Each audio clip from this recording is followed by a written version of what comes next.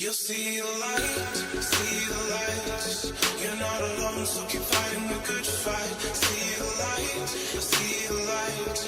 You're not alone, so keep fighting the good fight. สบายดีใบเซกองเช้านี้เป็นมื้อที่เก่าเป็นมื้อที่เราจะเดินทางกลับบ้านซังลาซุปเปอร์8โฮเทล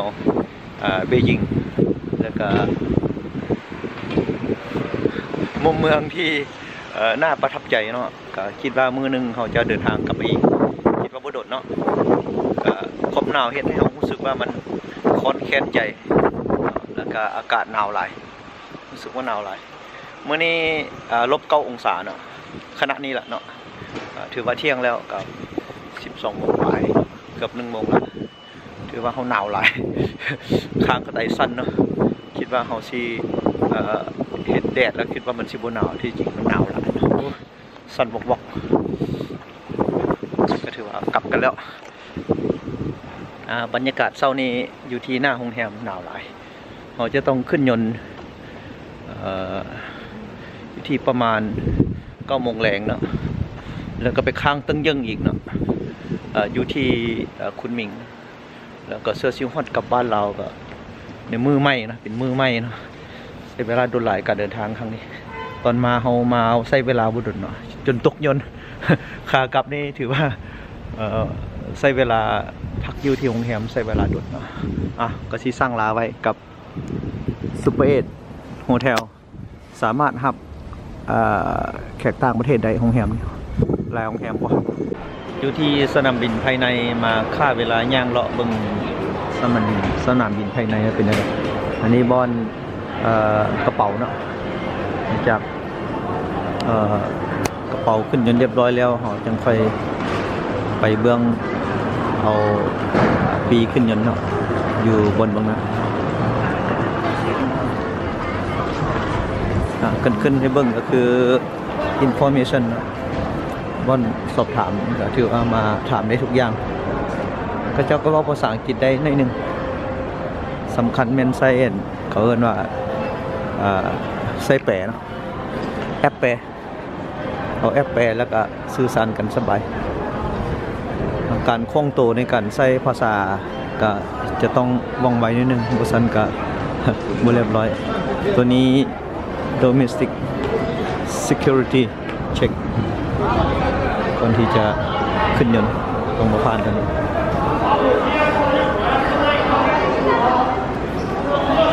ยังไม่ได้มาง่ายใช้เวลาเดินเติบเราสิไปรอเบิ่งว่าอยู่ในอาคารสนามบินภายในเขาจะมีอย่างไร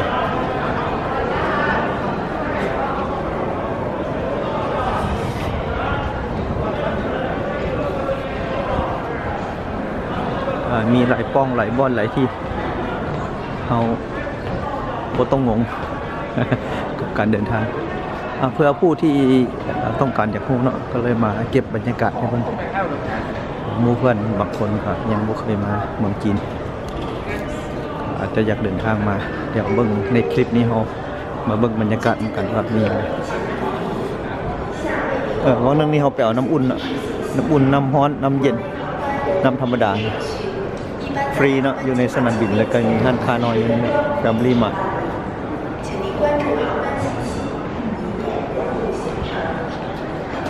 อันนี้สายการบินแอร์ไชน่าป้องเราความเป็นระเบียบเรียบร้อยคือกับสนามบินสากลเลย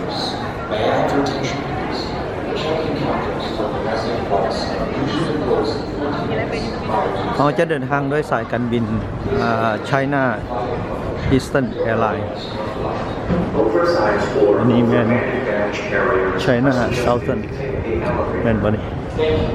กำลังเช็คอินอยู่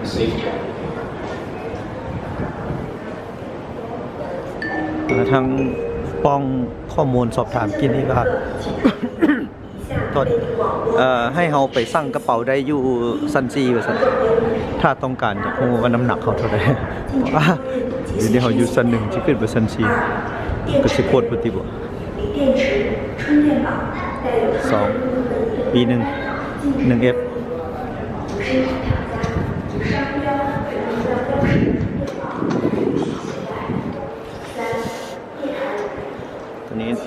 ไปหารถไฟเนาะต้าสิงแอร์พอร์ต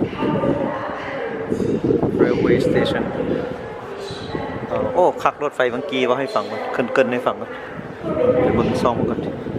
ทีนี้เข้ามาแล้วรถไฟนุ่มนิ่มคือกับรถไฟลาวจีนใช้เวลาขี่รถมาก็ประมาณ30 นาทีค่าปีรถก็35 หยวน35ก็คูณให้3,000 เลยเนาะง่ายๆนี่เบื้องยังนี่เบื้องโลท่า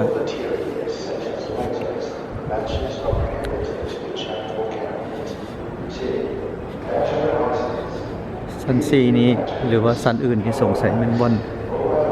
ขาบนขายบนพักผ่อนบนกิน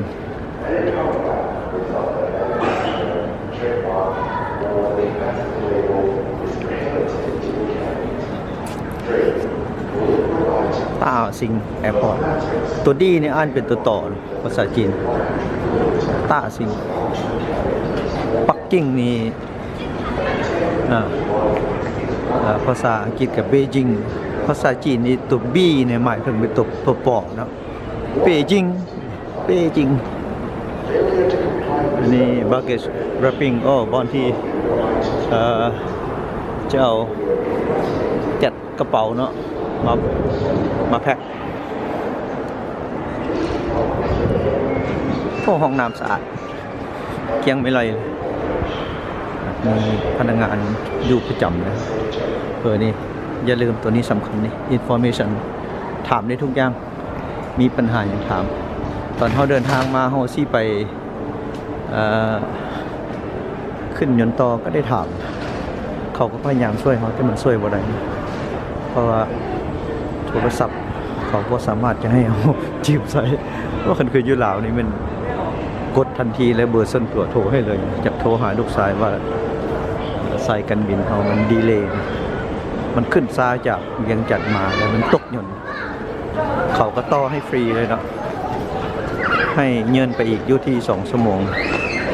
กับ4 ชั่วโมงว่าเขาก็เลือกเอาตัวไว้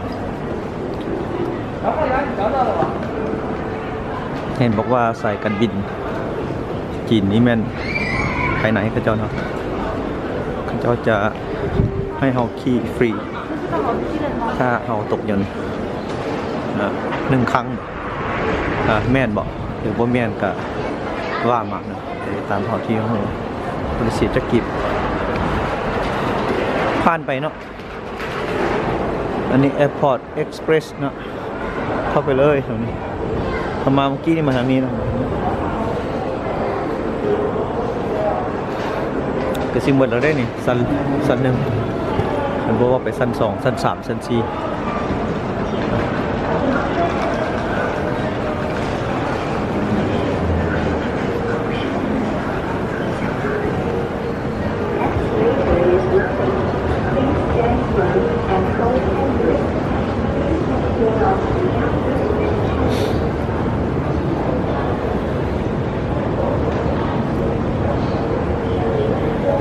เดินทางของผู้คนเนาะอยู่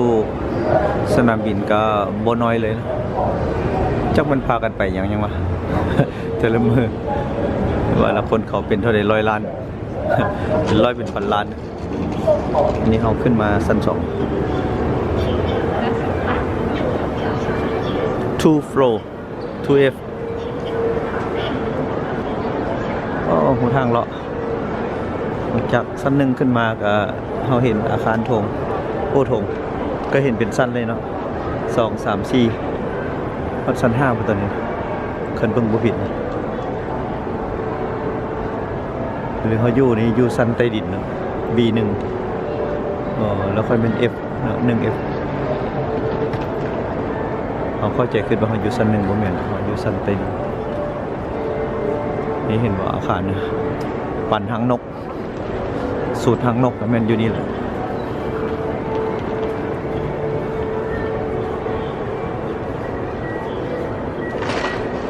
นี่ออกไปข้างนอกเลยเนาะนี่เวลาเอารถเข้ามามันขี่รถแท็กซี่มาก็มาลงนี้เลยมาทางใต้ดินกิน นี่ก็คือบริเวณสั้นหนึ่งก็มีบนอยู่บนกินอยู่เดี๋ยวจะขึ้นคันไดเลื่อนสิไปเบิ่งทางเบิดซีซั่นเป็นยังไงเวลาเขาเรือตั้ง7-8 ชั่วโมงนี่เขาขึ้นมาชั้น2แล้วนะขึ้นปีกซ้ายขึ้นมาปีกซ้ายนี่บนกินบนในใจจุดนี้ฮันเก็บเงินสดมาแต่ส่วนใหญ่จะแม่นจ่ายสแกนระบบสแกนกินเพียบนะซ้ำซีหิวซ้ำซีกินในอยู่ชั้น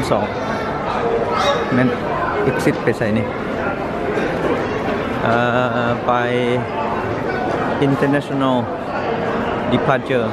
ชั้น4ครับชั้น3เป็น Air China Domestic China United Domestic แล้วก็ International Arrival ชั้น1ชั้น4แมนมาเก๊าไต้หวันเนาะแล้วก็สากลมีลิฟต์เนาะขึ้นลงลิฟต์สบายเพราะจะเป็นต้องขึ้นคันใดก็ได้แต่คนจากหลายนึงนี่ domestic arrival ขามาโอ้ชื่ออะไรตอนนมาทางนี้คือดอกแล้วนี่domestic arrival ขามานะมาแต่คุณหญิงออกมาหันมานี่แล้วชื่อแล้วมันหาอีนางอันนี้อีนางอยู่บอนนี้ information แต่บ่สามารถจะถามอย่างใดนะแล้วเราก็ลงไปทางนั้นลิฟต์เนาะขึ้นออกแล้ววันนี้เนี่ยเห็นว่ากลับมาครั้งที่2จืดแล้วหัวนี่ก็ยังบ่เท่ากันเนี่ยยังใช้งานได้อยู่นี่ชั้น2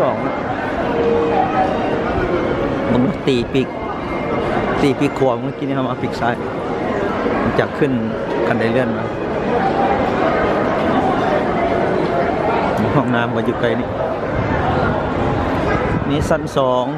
2แมนชั้นที่ขาเข้า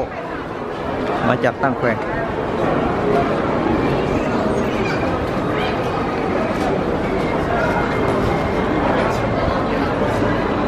มาฮอดแล้วก็จ่ายสแกนจ่ายเงินบ่หัวไหลเข้าธนาคารเรียบร้อยซื้อจ่ายกันคักไว้แล้วนี่อีกบ่ดนบ้านเฮากะคือสิได้ใช้ตู้สีตู้สาก็ต้องใช้โทรศัพท์เป็นเนาะต้องมีนี่แม่นลิฟต์นะลิฟต์ตัวที่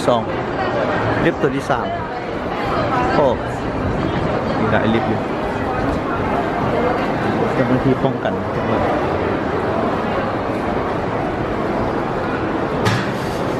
อากาศอยู่ในนี้ยังรู้สึกว่าจะเย็นๆแล้วเด้โดยเฉพาะหูนี่ก็ยังเย็นอยู่คิดว่าน่าจะประมาณ5 องศา 6 องศาแต่ว่ามันหลงเจ้าไขประตูอันนี้แม่น domestic arrival west เบื้องตะวันตกแล้วก็แท็กซี่ parking ที่เฮล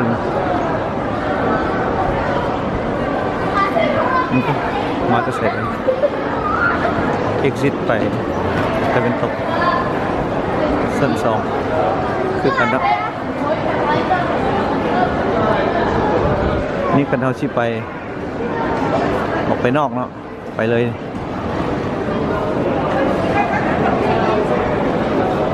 โอ้มันเข้ามา2 ทางเข้ามาเบื้องตะวันออกกับเบื้องตะวันตกขาเข้าสายภายในเข้า2 ทางเบื้องตะวันตกกับเบื้องตะวันออกบอกเมื่อกี้นี่ของอ่านที่นี่ก็มีกาแฟมีสตาร์บัคบริการชั้น2สิมีเท่านี้ได้นี่เพราะเป็นขาเข้ามาสิไปชั้น3กันต่อลองเบิ่งมาต่อกันอยู่ที่ชั้น3นึกชั้น3มีอย่างไร นี่คือสนามบินปักกิ่งเด้อตามไปเบิ้งสันสามปักกิ่งสันสามปักกิ่งก็เป็นขาออกได้นี่ไชน่าเฮามาปีกขวาเนาะขึ้นกันไดเลื่อนมาเบื้องตะวันตกเป็นไชน่าโดเมสติกเช็คอินโอ้มาเช็คอินด้วยกันนี่ก็ได้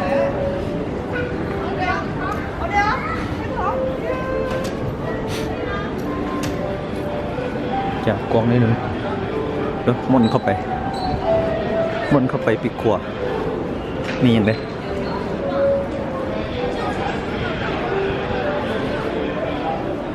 ก็ใกล้เคียงกันกับสันที่เรามาแต่ว่ามันเลิกเข้ามาข้างในอีกมันเป็นบอลแจ้งออกจากสั่งเครื่องแล้วก็มาเข้าแจ้งออกอันนี้มาแพ็คเครื่องกระเป๋าต่างๆผู้ใดอยากใส่พยางทำเนาะก็ไปตัวนี้อันนี้ security check entrance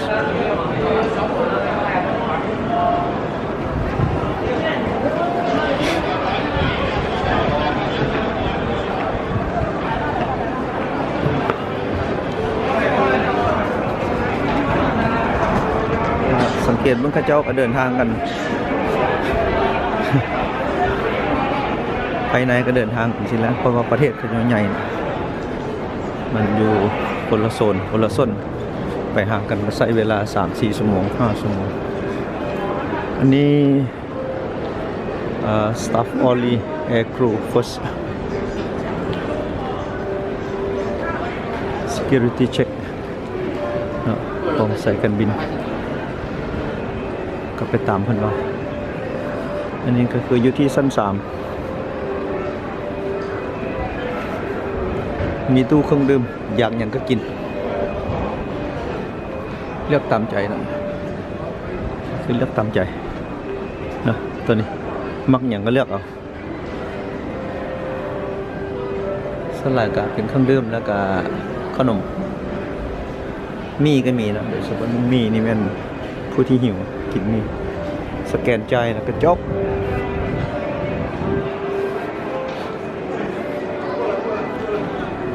สนามบินใหญ่นะสวัสดิ์สวยเมื่อที่แข่งขันกีฬาโอลิมปิก คือสิปุ่นกันยังไงอย่างนี้อันนี้สายการบิน Air China Style Alliance นี่สำเนียงมันมาแล้วนี่เริ่มสิกลับบ้านแล้วสจีนนี้ต้องสังเกตเบิ่งเขียนกับเว้าบ่คือกันเพราะว่าตัวเขียนเขาเจ้านี่ตัวพิมพ์เนาะพิมพ์ในเครื่องนี่พิมพ์เป็นตัวอังกฤษหรือว่าเป็นตัวโรมันเนาะบัดออกแล้วออกเป็นตัวจีนหรืออนาคตสิมีการเปลี่ยนแปลงบ่ พิมพ์ตัวจีนได้เลยบ่คือสิมันเต็มหน้าคีย์บอร์ดแล้วบ่มีบนพิมพ์นะตัวนึงคำนึงอันนี้เรียกว่าซัน3เช็คอินเนาะ Air China Star Alliance ตัวนี้เข้าวันนี้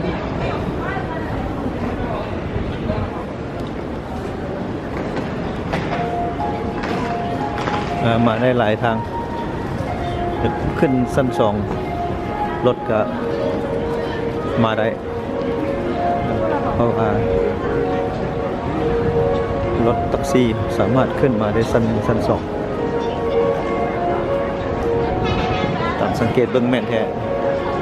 มีบ่อลอยฟ้านี่เข้ามาเมื่อกี้ปีกขวาเข้ามาอันนี้สิย่างไปปีกซ้ายเข้าใจลิฟต์ขึ้นมาแล้วกับหูแล้วซ้ายขวามันจะอาคารคือกันไปปีกซ้ายหรือปีกขวาเป็นอาคารที่ยาวบ่ได้สับสนไปเลยบ่อยากงงคือกับสนามบินอยู่บางกอกสนามบินสุวรรณภูมิบางกอกมีซิกซ้ายซิกขวาซิกกลับไปซิกกลับมาอันนี้อาคารมันซื่อตรงนี่อาคารซื่อยาวนี่ไปเลย แล้วก็ออกไปป้องซ้ายหรือป้องขวาเท่านั้นถือว่าง่ายอยู่สนามบินปักกิ่ง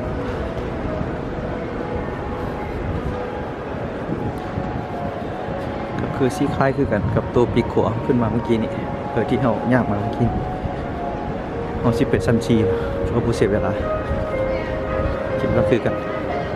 เป็นป้องขาออกสายการบิน China United Domestic Check-in อันนี้ลักกิน กาแฟตัวนี้มันผู้ใดมานี่มันต้องลักกินซื้อกินบ่ได้ต้องลักกินต้องคือกันสิไปต่อกันสั้นสุดท้ายถือว่ามาสั้น4สั้นสุดท้ายปีกขวาปีกซ้าย A B C D E F A B C D E F G H I J K ปัติโทเหนียวละไปปีกซ้ายก่อนสันนี้รู้สึกว่าเห็ดให้ตาเขาลอยกับโครงสร้างเพดานโครงสร้างแบบดอกไม้มาเพื่อเดินยันบอนซอยโค้งแอน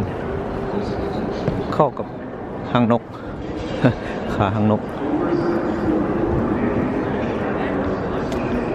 ซงจีเป็นข่าวออกสายต่างประเทศจะไปอ่านบ้างว่ามียังไงอันนี้ของ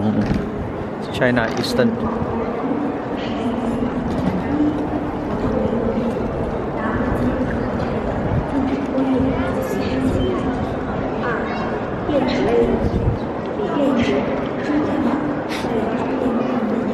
K นี่ก็จะเป็นตัวสุดท้ายนะ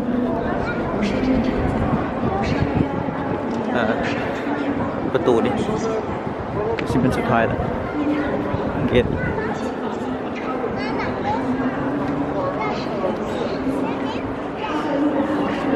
โอ้รถนี้สามารถขึ้นมาได้ฮอดซันซีอยู่นะเข้าใจผิดคือว่าฮอดแต่ซัน2ซัน3ซันซีก็มีรถส่วนตัวนะขึ้นมาได้รถแท็กซี่ขึ้นมาได้นี่เห็นไหมซันซีสุดท้ายมาซองนี้ประตู K01 ฮอด K14 Domestic Service ตัวซองนี้แม่นไปอย่างนี้Hebei Airlines Capital Airlines จุนเหยาแอร์ดงไหจิงเตาเฉินดูเนาะเฉิงดู Colorful Air Travel พอให้เห็นกันคร่าวๆมาเช็คอินบนเมนแต่เฉพาะไปไหนต่างแฝงกันโดกันมาสายนี้กัน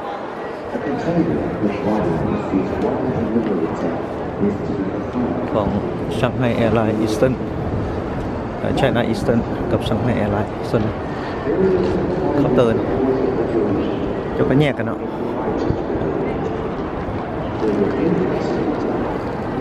เบื้องในกับสีหน้าจะคล้ายคือเบื้องลองยังไปรีวิวบ้างนะเป็นอะไร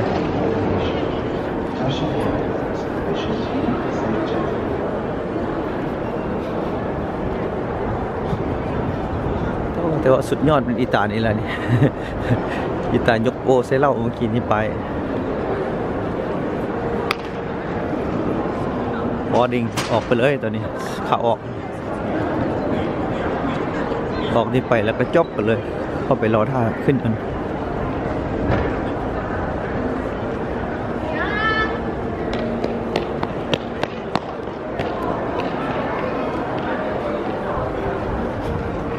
ใช้เวลาอยู่นี่ดน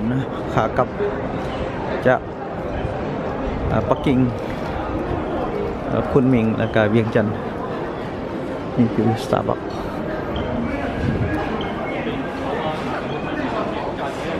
你話整我今晚可以整噶啦。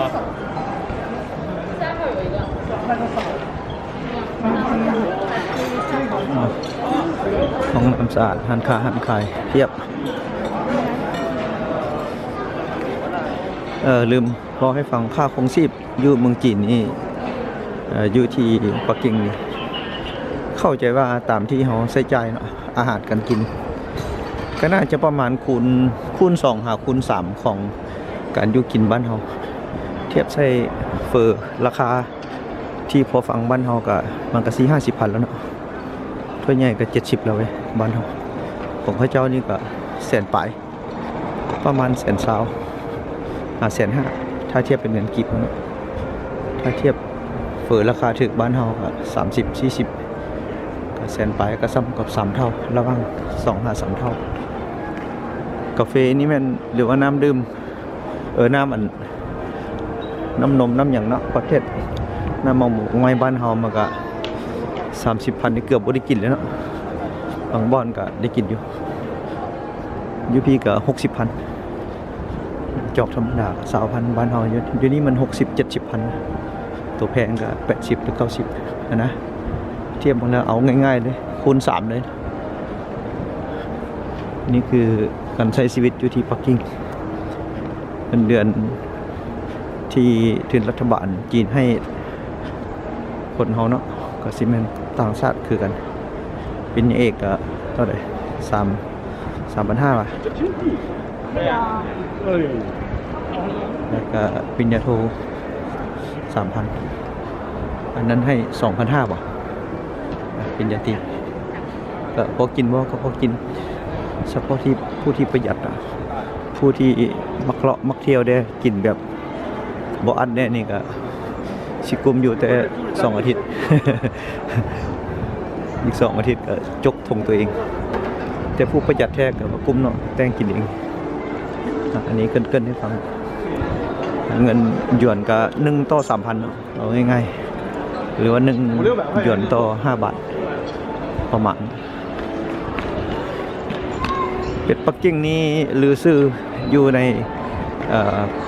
ปักกิ่งนี่ก็มีหลายรูปแบบฟักสดๆซอยให้สดๆหรือว่าแบบแพ็คกล่องเมื่อบ้านหรือแบบว่าอย่างไรแพ็คใส่ถุงมาให้แล้วซีลเรียบร้อยเนาะเป็นถุงกลายเป็นผลิตภัณฑ์เป็นถุงเลยเนาะก็ราคาอยู่ที่ประมาณ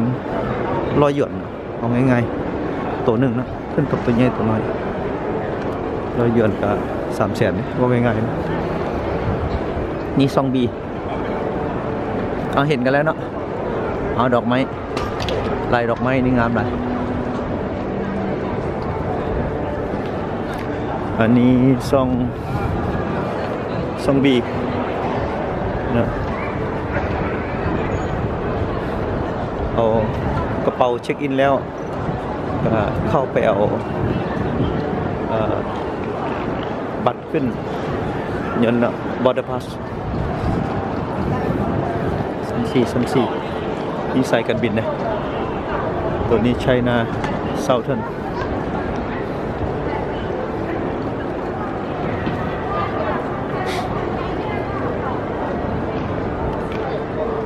ก็สิมีอันถึกได้อันผิดได้เนาะที่เขาไป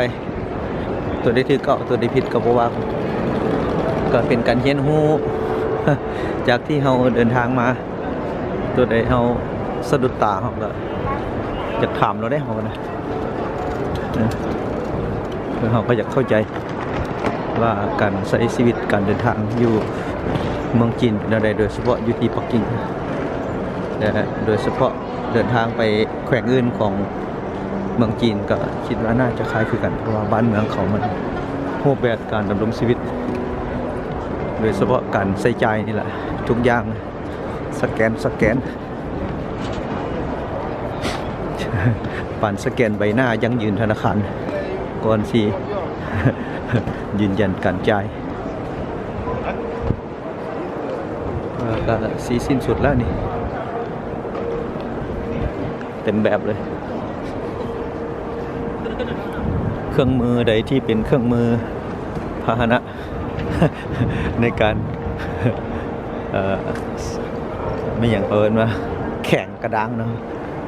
ทุบเปะนี่เป็นอันตรายเขาจะให้เอาขึ้นกี้นี่สังเกตเห็นต่างประเทศสิเป็นเขตอาหรับผิวคำนึงซื้อคนตีมาบานโอ้งงเว้ย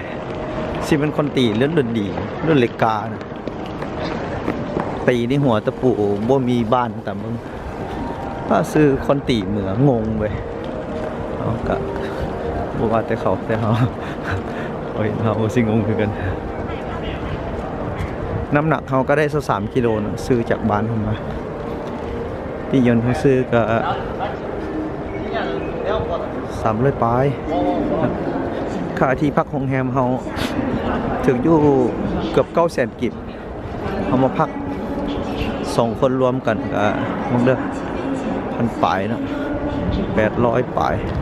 1,600ประมาณ1,600 1,700เอาง่ายๆเลยคือว่าการเดินทางครั้งนี้เขาใช้จ่ายไปกับค่าปียนต์กับค่าที่พักประมาณ$1,600ใช้เวลาเดินทางมาพอดี9 มื้อ8 คืน 9 มื้อแต่ว่าการเดินทางมื้อสุดท้ายมันคว่ำไปเป็นมื้อที่10เพราะว่าได้ขึ้นยนต์หอบเสาของมือใหม่กระสมมาภาควันกระสมควรแก้เวลาเอามารายงานกันอยู่ที่สนามบินปักกิ่งสั้นที่4ก็ให้หมู่เพื่อนแฟนๆใบเซกองได้เห็นกันเนาะแล้วก็มีอย่างจะถามก็สอบถามได้เด้อก็จะชี้แจงไปภายหลังเนาะชี้แนะนำส่วนตัวก็ได้เนาะแต่ว่าก็เข้าใจง่ายๆเลยการเดินทางมาปักกิ่งครั้งนี้เนาะถ้าบ่ได้ไกลนำเที่ยวไปบ่ฮอดเนาะไปบ่ฮอดใส่เนาะแล้วก็การใช้เวลาในการย่างนี่ก็ถือว่าค่อนข้างหลายมื้อนึงก็ประมาณเฉลี่ย15,900 หรือว่าอยู่ที่ประมาณ12-13 กิโลต่อมื้อเนาะเอาเดินทางบางอย่างเนาะแล้วก็เรื่องของการใช้จ่ายอะไรแม่นทุกอย่างผ่านแอปเนาะสแกนแล้วจ่ายเนาะบางครั้งบางบอนก็บ่สามารถที่จะจ่ายได้โดยตรงแม้กระทั่งลิงก์แอปเนาะกับวีซ่าหรือว่ากับทางธนาคารในที่เฮาถือก็ยังจ่ายบ่ได้เนาะบางบอนเนาะโดยเฉพาะแม่นอยู่ที่รถไฟใต้ดินเฮาบางบอนก็ยังลบไปลบมาบางเทื่อบ่ได้แท้ๆก็ได้ออกไปขี่รถแท็กซี่เนาะฉะนั้นผู้ใดที่จะเดินทางมาเมืองจีนโดยเฉพาะมาปักกิ่งนี่ก็บ่ได้ง่ายคือที่คิดแต่ว่าก็บ่ยากเนาะโดยเฉพาะถ้าหากเฮาได้ภาษาอังกฤษเนาะดีๆเนาะและเข้าใจการเดินทางเข้าใจการใช้โทรศัพท์แล้วก็เข้าใจวิธีการใช้แอปต่างๆนะถือว่าเดินทางสะดวกสบายเนาะก็คนจีนนี่ท่านเข้าใจภาษาอังกฤษแต่ว่าเขาเจ้าบ่เว้าเนาะเหลือจะเข้าใจบ่แจ้งนะเนาะคันได้ก็สิประมาณ 10-20% นี่แหละเนาะแต่ว่าเนื่องจากว่าเฮาไปตามสาธารณะส่วนใหญ่คนเป็นเท่านั้นแต่ว่าคนรุ่นใหม่รุ่นน้อยตามที่เฮาถามมาที่เจอมานี่ก็คนอยู่ที่ประมาณมัธยมต้นมัธยมปลายนี่ก็เว้าภาษาอังกฤษก็พอได้แล้วเนาะแต่ว่าการสื่อสารเขาเจ้าก็คล้ายคือคนบ้านเฮานั่นแหละยังบ่ทันได้แข่งปานใดเนาะที่สำคัญก็คือว่าเฮ็ดจังได๋เฮาสิได้ลูกฮักหมู่ฮักเสี่ยวฮักมาเมืองจีนนี่ก็ถือว่าพยายามแต่ว่าก็หลายอันที่เฮาพลาดเฮาคิดว่าเฮาจะได้เรียนรู้แล้วก็ได้เว้าได้ล้มกับทางคนเขาเจ้าแต่ว่าเมื่อเขาเจ้าสื่อสารกับเฮาบ่ได้ก็สิเป็นกันยากที่จะได้เรียนรู้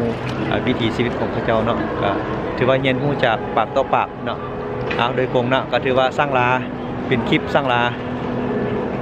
บายบายปักกิ่ง You'll see